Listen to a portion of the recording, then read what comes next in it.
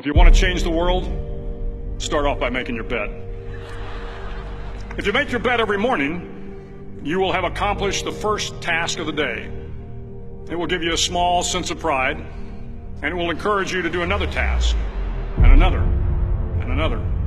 And by the end of the day, that one task completed will have turned into many tasks completed. Making your bed will also reinforce the fact that the little things in life matter. If you can't do the little things right, you'll never be able to do the big things right.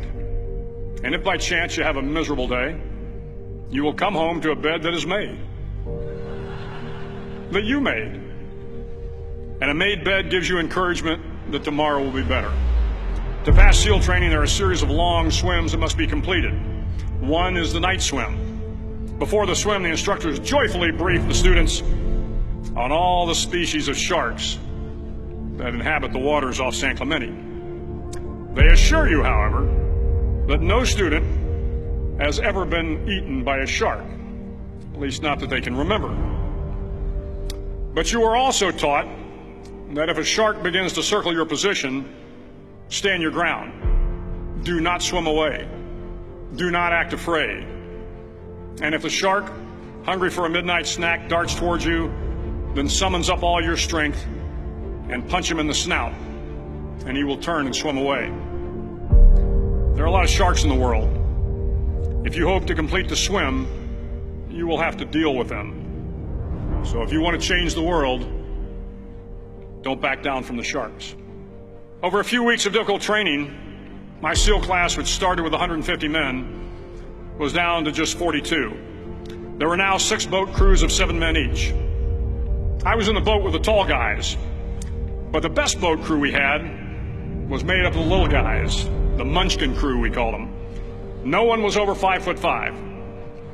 The Munchkin boat crew had 1 American Indian, 1 African American, 1 Polish American, 1 Greek American, 1 Italian American, and 2 tough kids from the Midwest. They out-paddled, outran, and outswam all the other boat crews. The big men in the other boat crews would always make good-natured fun of the tiny little flippers the Munchkins put on their tiny little feet prior to every swim. But somehow these little guys from every corner of the nation and the world always had the last laugh, swimming faster than everyone and reaching the shore long before the rest of us. SEAL training was a great equalizer. Nothing mattered but your will to succeed, not your color, not your ethnic background, not your education, not your social status.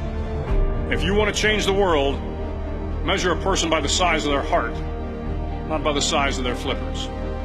The 9th week of training is referred to as Hell Week. It is 6 days of no sleep, constant physical and mental harassment, and 1 special day at the Mud Flats.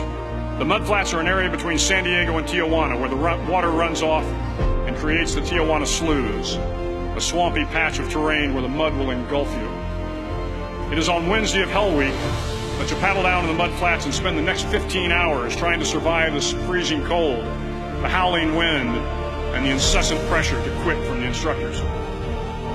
As the sun began to set that Wednesday evening, my training class, having committed some egregious infraction of the rules, was ordered into the mud. The mud consumed each man till there was nothing visible but our heads. The instructors told us we could leave the mud if only 5 men would quit. Only 5 men, just 5 men, and we could get out of the oppressive cold. Looking around the mud flat, it was apparent that some students were about to give up. It was still over 8 hours till the sun came up. 8 more hours of bone-chilling cold. The chattering teeth and the shivering moans of the trainees were so loud, it was hard to hear anything. And then one voice began to echo through the night. One voice raised in song. The song was terribly out of tune, but sung with great enthusiasm. One voice became 2, and 2 became 3, and before long, everyone in the class was singing. The instructors threatened us with more time in the mud if we kept up the singing, but the singing persisted, and somehow the mud seemed a little warmer, and the wind a little tamer, and the dawn not so far away. If I have learned anything in my time traveling the world, it is the power of hope, the power of one person, a Washington, a Lincoln, King, Mandela, and even a young girl from Pakistan, Malala. One person can change the world by giving people hope. So if you want to change the world, start each day with a task completed. Find someone to help you through life. Respect everyone. Know that life is not fair and that you will fail often. But if you take some risks, step up when the times are the toughest, face down the bullies, lift up the downtrodden, and never ever give up. If you do these things, the next generation and the generations that follow will live in a world far better than the one we have today. And what started here will indeed have changed the world for the better.